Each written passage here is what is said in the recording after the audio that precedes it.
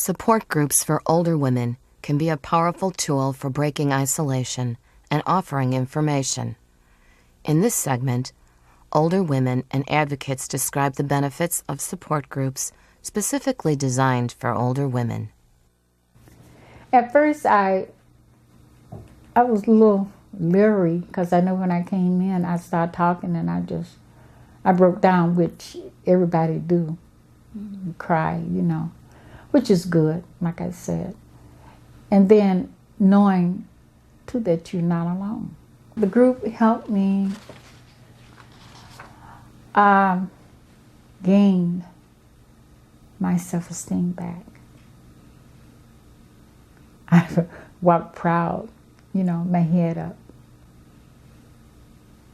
And it made me feel that I'm strong.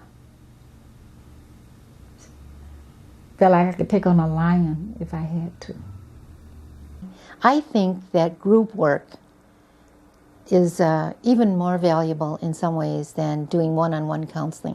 Many of the women that we work with do see a therapist one-on-one, but I think the real changes, what we see happening in the group with the women who are like Lois in the same predicament, they're in the same boat, the amount of empathy that goes on between the women, the support, it's just invaluable.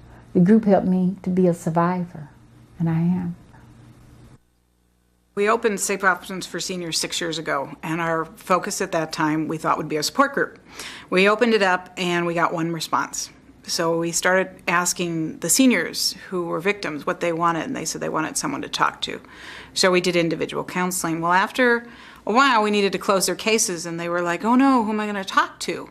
So we brought 15 of them in and did a focus group a year and a half ago. And what they said they wanted to do was form a support group. They wanted to be able to meet other people.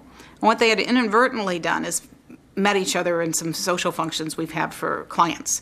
And they started to bond there, and so we thought this was the next logical solution, was form a support group. For me, I wasn't going to come at first. I thought I can handle my own problem, I don't need to go. And reluctantly, with some encouragement, I came. And one trip was all I needed to make to know that that's where I fit in, and I needed to come back. I look forward very much to going to group because they've been there, and there's such a difference when you've been there than when somebody talks about it. We want them to know that they're in charge. Whatever they want goes. That's why it was so important to get their input for the group, because it was their group. I'm just a guide. I just facilitate. The group is them. They make it. And so we let them know that this is their group, and they get to do it. We just do have a closeness like sisters.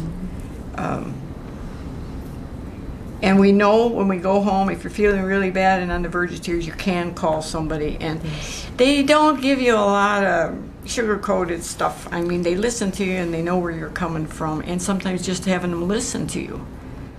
They don't tell you what to do or how to do it. But talking to someone sometimes just kind of helps you think it through. Because you may not know what you're going to do. And in talking with someone who's been there, and it lights light bulbs.